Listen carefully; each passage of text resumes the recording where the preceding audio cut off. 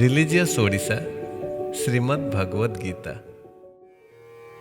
अध्याय 1 श्लोक 47 संजय उवाच एवमुक्त्वार्जुन संख्यो रथोपस्थ उपाविशत् विसृज्य सशरं चापं शोकसंविघ्नमानस।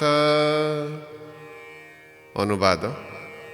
संजय कहिले, अर्जुन ଏହା कही तांको धनु ଓ ତୀରକୁ ରଖି ବ୍ୟଥିତ ଏବଂ ଶୋକକୂଳ ହୋଇ ରଥ ଉପରେ ବସି ପଡ଼ିଲେ। ବ୍ୟାଖ୍ୟା। ସଂଜୟ ଧୃତରାଷ୍ଟ୍ରଙ୍କୁ କହୁଛନ୍ତି ଯେ ଅର୍ଜୁନ ଏତେ କଥା ସବୁ ଭାବି ଅତ୍ୟନ୍ତ ବ୍ୟଥିତ ଏବଂ ଦୁଃଖିତ ହୋଇଗଲେ।